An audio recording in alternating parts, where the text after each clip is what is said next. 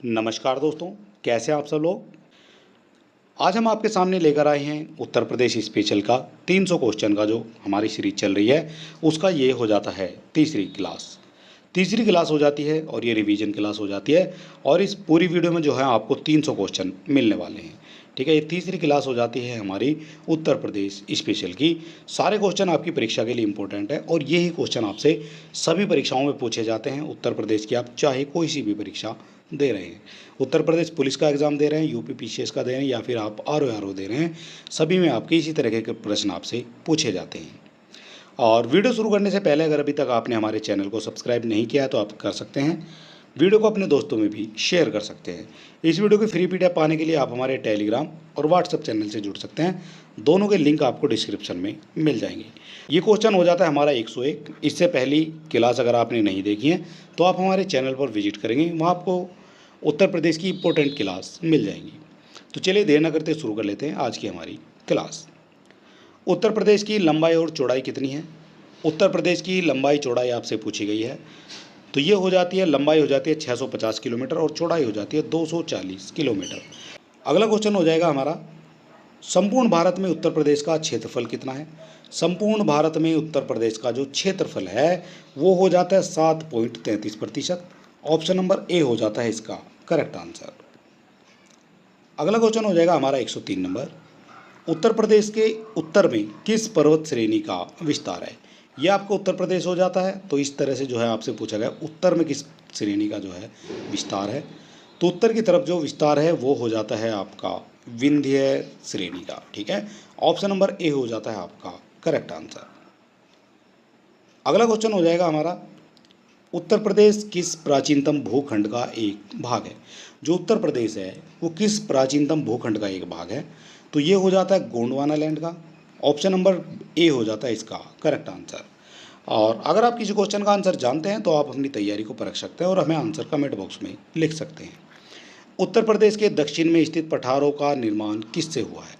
उत्तर प्रदेश के दक्षिण में स्थित पठारों का जो निर्माण हुआ है वो हुआ है आपका विंध्य क्रम की जो सैल होती हैं उनसे निर्माण हो जाता है आपका दक्षिण में स्थित पठारों का। इसके बाद अगला क्वेश्चन हो जाएगा हमारा, गंगा यमुना मैदान में नवीन कॉप निक्षेपों को क्या कहा जाता है। जो नवीन कॉप निक्षेप होते हैं उनको क्या कहा जाएगा। तो नवीन को कहा जाता है आपका खादर। ठीक है, ऑप्शन नंबर ए हो जाता है आपका करेक्ट आंसर। इसी तरह से दूसरा क्वेश्चन है हमारा, गंगा यमुना मैदान में प्राचीन कोप निक्षेपों को क्या कहा जाएगा। यहाँ बात हो रही है प्राचीन की और यहाँ बात हुई है नवीन की। तो नवीन को खादर कहा गया है और प्राचीन को कहा गया है आपका बांगर। ठीक है, ऑप्शन नंबर बी हो जाता है आपका करेक्ट आंसर। अगला क्वेश्चन हो जाएगा 108, उत्तर प्रदेश के तराई क्षेत्र का वह उत्तरी भाग जहाँ कंकड़ पत्थर और मोटी बालू के निक्षेप मिलते हैं उन्हें क्या कहा जाता है। जहाँ कंकड़ पत्थर और बालू के मोटे बालू के जो निक्षेप मिले हैं तो उसको कहा जाता है भावर का क्षेत्र। ऑप्शन नंबर सी हो जाता है आपका करेक्ट आंसर। 109 नंबर हो जाता है, उत्तर प्रदेश के तराई क्षेत्र की भूमि कैसी है। उत्तर प्रदेश के तराई क्षेत्र की भूमि आपसे पूछी गई है, समतल हो जाएगी, नम हो जाएगी या फिर दलदली हो जाएगी। तो ये हो जाती है आपकी समतल भी हो जाएगी, नम भी हो जाएगी और दलदली भी हो जाएगी। ऑप्शन नंबर सी हो जाता है आपका करेक्ट आंसर। अगला क्वेश्चन हो जाएगा हमारा 110, उत्तर प्रदेश का विशाल मैदानी क्षेत्र किन दो नदियों के मध्य अवस्थित है। उत्तर प्रदेश का विशाल मैदानी क्षेत्र तो ये स्थित हो जाता है आपका यमुना और गंडक नदियों के बीच का जो क्षेत्र है वो हो जाता है विशाल मैदानी क्षेत्र जो दो नदियों के मध्य अवस्थित है। ठीक है, ऑप्शन नंबर बी हो जाता है इसका करेक्ट आंसर। 111 नंबर हो जाएगा, उत्तर प्रदेश में बीहड़ों का जो निर्माण है किन नदियों के किनारे पर हुआ है। बीहड़ों का जो निर्माण है वो किस नदियों के किनारे हुआ है। तो ये हो जाता है चम्बल और यमुना नदी के किनारे पर होता है आपका बीहड़ों का निर्माण। अगला क्वेश्चन हो जाएगा हमारा, उत्तर प्रदेश में बुंदेलखंड पठार की औसत ऊंचाई कितनी है। बुंदेलखंड पठार की औसत ऊंचाई कितनी है। तो औसत ऊंचाई हो जाती है आपकी लगभग 300 मीटर। ठीक है, इससे पहले हमने 2 वीडियो इसके बना दिए, अगर आपने नहीं देखे तो आप हमारे चैनल पर विजिट करेंगे, वहाँ आपको इससे पहले वीडियो मिल जाएंगे। अगला क्वेश्चन हो जाएगा हमारा, उत्तर प्रदेश के किस जनपद में प्रसिद्ध विंडम जलप्रपात स्थित है।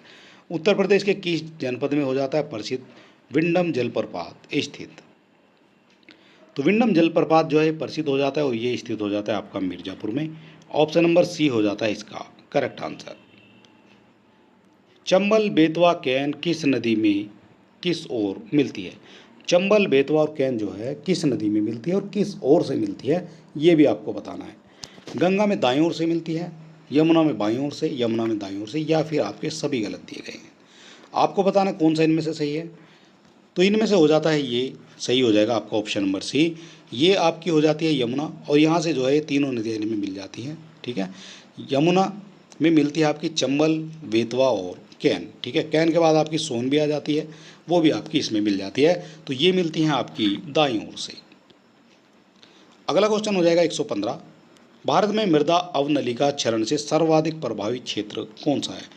मृदा अवनलिका क्षरण से सर्वाधिक प्रभावित क्षेत्र, तो ये हो जाता है चंबल घाटी का जो क्षेत्र है वो आपका सर्वाधिक प्रभावित हो जाता है। अगला क्वेश्चन हो जाएगा हमारा 116 नंबर। उत्तर प्रदेश की जलवायु कैसी है? उत्तर प्रदेश की जो जलवायु है वो कैसी हो जाएगी? शीतोष्ण है, समशीतोष्ण, समशीतोष्ण उष्णकटिबंधीय, या फिर सभी गलत? तो इसका भी करेक्ट आंसर आपका हो जाता है समशीतोष्ण उष्णकटिबंधीय। ठीक है, ये हो जाता है इसका करेक्ट आंसर। अगला क्वेश्चन हो जाएगा हमारा 117।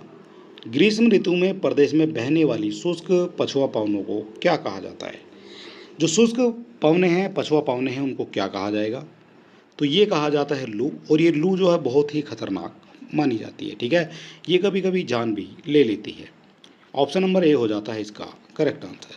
हर बार आपको देखने को मिलता है कि लू से जो है काफ़ी लोगों की जो है जान चली जाती है। अगला क्वेश्चन हो जाएगा हमारा, प्रदेश में बंगाल की खाड़ी वाले मानसून को किस नाम से जाना जाता है? जो बंगाल की खाड़ी वाले मानसून को किस नाम से जाना जाता है? तो बंगाल की खाड़ी में उठने वाले को जाना जाता है पूर्वा, या फिर इसको परवा भी कहा जाता है। ठीक है, पूर्वा भी कह सकते हैं, कुछ जगह इसको परवा भी कहा जाता है। प्रदेश में होने वाली संपूर्ण वर्षा का कितना प्रतिशत वर्षा बंगाल की खाड़ी वाले मानसून से होती है? जो उत्तर प्रदेश में वर्षा होती है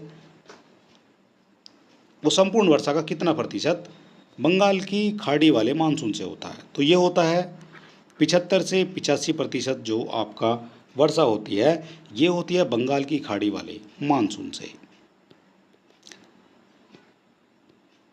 अगला क्वेश्चन हो जाएगा, उत्तर प्रदेश में सर्वाधिक वर्षा किस क्षेत्र में होती है? उत्तर प्रदेश में सर्वाधिक वर्षा किस क्षेत्र में होती है? तो ये होती है आपकी पूर्वी तराई क्षेत्र में हो जाती है आपकी। ठीक है, ऑप्शन नंबर सी हो जाता है इसका करेक्ट आंसर। अगला क्वेश्चन हो जाएगा, उत्तर प्रदेश का कौन सा जनपद उत्तराखंड, हरियाणा, हिमाचल प्रदेश के साथ सीमा साझा करता है? कौन सा जनपद हो जाता है जो उत्तराखंड, हरियाणा, हिमाचल प्रदेश के साथ सीमा साझा करता है? तो ये हो जाता है आपका सहारनपुर। ऑप्शन नंबर सी हो जाता है इसका करेक्ट आंसर।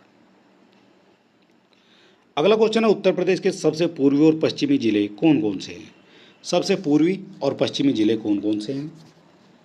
तो सबसे पूर्वी ये हो जाता है आपका उत्तर प्रदेश का कुछ मैप जो है इस तरह से हो जाता है। ठीक है, तो यहाँ जो है पूर्वी पश्चिमी की बात करेंगे तो ये हो जाता है आपका शामली, और पूर्वी की बात करेंगे तो ये हो जाता है आपका बलिया। ठीक है, तो ये ऑप्शन में दिया गया है आपका ऑप्शन नंबर सी। अगला क्वेश्चन है, उत्तर प्रदेश के पश्चिम में कौन सी नदी काफ़ी हद तक प्रदेश की सीमा का निर्धारण करती है? उत्तर प्रदेश के पश्चिम में कौन सी नदी काफ़ी हद तक प्रदेश की सीमा का निर्धारण करती है? तो ये करती है यमुना, क्योंकि यमुना जो है उत्तर प्रदेश के ये कुछ इस तरह से एक तरफ से जो है ये बह रही है। ठीक है, और यहाँ जो है ये आपका हो जाता है उत्तर प्रदेश। ठीक है, इस तरह से एक कोने से बह रही है आपकी प्रदेश के। अगला क्वेश्चन हो जाएगा 124 नंबर। उत्तर प्रदेश के किन जिलों में सबसे कम वर्षा होती है? उत्तर प्रदेश के किन जिलों में सबसे कम वर्षा होती है? तो सबसे कम वर्षा होती है आपकी मथुरा में। ऑप्शन नंबर ए हो जाता है इसका करेक्ट आंसर। ये क्वेश्चन बार बार पूछा जाता है आपकी परीक्षाओं में। सारे मिक्स क्वेश्चन दिए गए हैं और ये टोटल 300 क्वेश्चन हैं जो आपके सामने चल रहे हैं। वीवी गिरी राष्ट्रीय श्रम संस्थान कहाँ अवस्थित है? तो ये अवस्थित हो जाता है आपका नोएडा में। ऑप्शन नंबर सी हो जाता है इसका करेक्ट आंसर। 126 नंबर हो जाएगा, भारतीय दलहन शोध संस्थान कहाँ अवस्थित है? भारतीय दलहन शोध संस्थान अवस्थित है, तो ये अवस्थित हो जाता है आपका कानपुर में। ऑप्शन नंबर सी हो जाता है इसका करेक्ट आंसर। अगला क्वेश्चन हो जाएगा हमारा 127 नंबर, निम्नलिखित में से कौन सही सुमेलित नहीं है? कौन सही सुमेलित नहीं है ये आपको बताना है। बायोटेक पार्क ये लखनऊ में हो जाता है। टोनिका सिटी आपकी नोएडा में नहीं है, ये आपकी हो जाती है गाजियाबाद में। प्लास्टिक सिटी आपकी कानपुर में हो जाती है और लेदर पार्क आपका हो जाता है उन्नाव में। आपसे पूछा गया कौन सा सुमेलित नहीं है, तो ये हो जाता है बी। ऑप्शन नंबर बी हो जाता है इसका करेक्ट आंसर। अगला क्वेश्चन हो जाएगा हमारा 128, भारतीय सब्जी शोध संस्थान कहाँ स्थित है? सब्जी शोध संस्थान, तो ये हो जाता है आपका वाराणसी में। ठीक है, साग भाजी संस्थान ये भी आपका वाराणसी में हो जाता है। ये वो क्वेश्चन है जो बार बार आपकी परीक्षाओं में पूछे जाते हैं। गुरु गोविंद सिंह स्पोर्ट कॉलेज कहाँ स्थित है? गुरु गोविंद सिंह स्पोर्ट कॉलेज ये हो जाता है आपका लखनऊ में। भारतीय पशु चिकित्सा अनुसंधान कहाँ स्थित है? तो ये हो जाता है बरेली में। ठीक है, बरेली जिले में स्थित हो जाता है भारतीय पशु चिकित्सा अनुसंधान। अगला क्वेश्चन हो जाएगा, उत्तर प्रदेश के किस जिले में सबसे ज़्यादा वर्षा होती है? सबसे ज़्यादा वर्षा होती है उत्तर प्रदेश के गोरखपुर में। ऑप्शन नंबर ए हो जाता है इसका करेक्ट आंसर। उत्तर प्रदेश की सबसे ऊंची सोनागर और कैमूर पहाड़ियाँ किस जिलों में स्थित है? सबसे ऊंची हो जाती है सोनागर और कैमूर पहाड़ियाँ, तो ये स्थित हो जाती है मिर्ज़ापुर और सोनभद्र में। ऑप्शन नंबर ए हो जाता है इसका correct answer. As it is question आपको देखने को मिलेंगे आपकी परीक्षाओं में।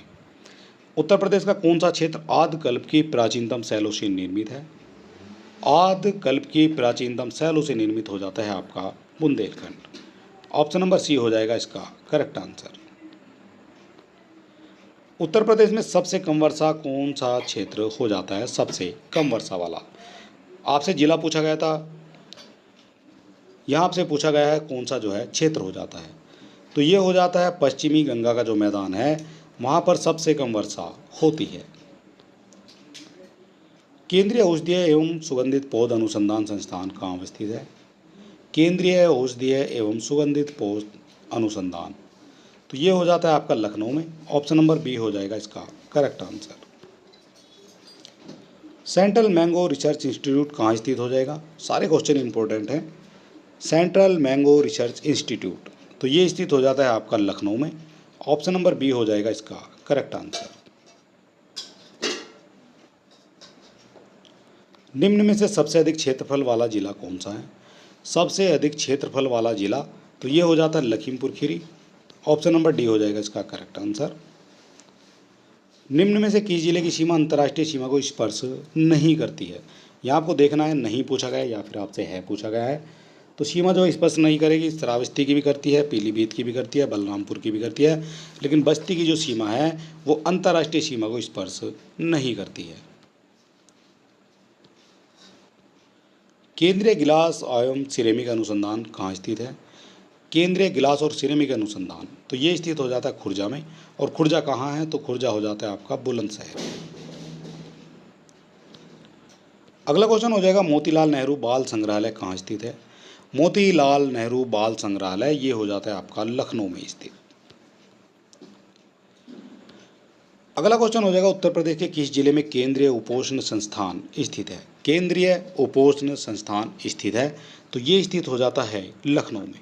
ऑप्शन नंबर सी हो जाएगा इसका करेक्ट आंसर। उत्तर प्रदेश में सर्वाधिक मात्रा में कौन सी मृदा पाई जाती है? उत्तर प्रदेश में पाई जाती है सर्वाधिक मात्रा में कौन सी मृदा? तो ये पाई जाती है जलोढ़, सर्वाधिक मात्रा में पाई जाती है उत्तर प्रदेश में। यह आपका जो है उत्तर प्रदेश का मैप है और यहाँ से जो है गंगा जा रही है, फिर यहाँ से यमुना जा रही है, फिर रामगंगा, घाघरा, गंडक, ठीक है, इस तरह से जो है ये सभी नदियों के साथ जो है जलोढ़ मिट्टी यहाँ देखने को आपको मिल जाती है। अगला क्वेश्चन हो जाएगा, उत्तर प्रदेश में सर्वाधिक वायु अपर्दन किस ऋतु में होता है? सर्वाधिक जो वायु अपर्दन है वो होता है आपका ग्रीष्म ऋतु में, क्योंकि ग्रीष्म ऋतु में जो है सब कुछ जो है शुष्क हो जाता है, ठीक है, और वो जो है हल्का होने के कारण ऊपर उड़ने लगता है। उत्तर प्रदेश में किस अपर्दन को किसान की मौत कहा जाता है? किसान की मौत कहा जाता है किस अपर्दन को? तो किसान की मौत कहा जाएगा परत का जो अपर्दन होता है उसको कहा जाएगा। जो आपकी परत होती है वो उर्वरक होती है सबसे ज़्यादा खेत में, और वही जब जो है उसका अपर्दन हो जाएगा तो उसको जो है किसान की मौत कहा जाता है। सबसे ज़्यादा जो उपजाऊ होती है, जब सबसे ज़्यादा जो उर्वरक पाए जाते हैं वो पाए जाते हैं आपके ऊपर की परत में। अगला क्वेश्चन हो जाएगा हमारा, उत्तर प्रदेश का कौन सा जिला अवनलिका अपर्दन से अधिक प्रभावित है? अवनलिका अपर्दन से प्रभावित है, ये क्वेश्चन बार बार पूछा जाता है और वीडियो की परीक्षा में भी ये क्वेश्चन आपसे पूछा गया था। तो अवनलिका जो अपर्दन है ये होता है आपका इटावा में। ऑप्शन नंबर बी हो जाएगा आपका करेक्ट आंसर। प्रदेश में वायु अपर्दन से सर्वाधिक प्रभावित क्षेत्र कौन सा है? वायु अपर्दन से प्रभावित क्षेत्र कौन सा हो जाएगा? तो ये हो जाता है पश्चिमी क्षेत्र। ये वायु अपर्दन से सर्वाधिक प्रभावित क्षेत्र हो जाता है।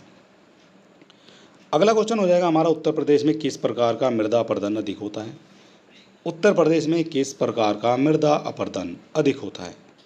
तो ये होता है जलीय अपर्दन जो होता है उत्तर प्रदेश में सर्वाधिक हो जाएगा, क्योंकि उत्तर प्रदेश में जो है नदियों की और नहरों की जो मात्रा है वो बहुत ज़्यादा है। अगला क्वेश्चन हो जाता है हमारा, उत्तर प्रदेश के किस जिले में उत्तर प्रदेश गन्ना अनुसंधान कौंसिल स्थित है? उत्तर प्रदेश गन्ना अनुसंधान कौंसिल तो ये हो जाती है शाहजहांपुर जिले में। ऑप्शन नंबर सी हो जाता है इसका करेक्ट आंसर। गौतम बुद्ध नगर जिले का मुख्यालय कहाँ स्थित है, ये आपसे पूछा गया है। गौतम बुद्ध नगर जिले का मुख्यालय तो ये हो जाता है नोएडा में। ऑप्शन नंबर सी हो जाएगा इसका करेक्ट आंसर। अगला क्वेश्चन हो जाता है हमारा आज का 150। उत्तर प्रदेश में कुल कार्यशील जनसंख्या के कितने प्रतिशत लोग कृषि क्षेत्र में लगे हुए हैं? तो कृषि क्षेत्र में जो लोग लगे हुए हैं वो लगे हुए हैं 59.3%। ये लगभग में जो है आंकड़ा दिया गया है। और चलिए दोस्तों, आज का हमारा वीडियो समाप्त होता है। अगर आपको वीडियो अच्छा लगता है तो आप हमारे चैनल को सब्सक्राइब कर सकते हैं, वीडियो को अपने दोस्तों में भी शेयर कर सकते हैं। इस वीडियो की फ्री पीडीएफ पाने के लिए आप हमारे टेलीग्राम और व्हाट्सएप चैनल से जुड़ सकते हैं। दोनों के लिंक आपको डिस्क्रिप्शन में दे दिए गए हैं। तो चलिए दोस्तों, मिलते हैं नेक्स्ट वीडियो में। तब तक के लिए नमस्कार, जय हिंद।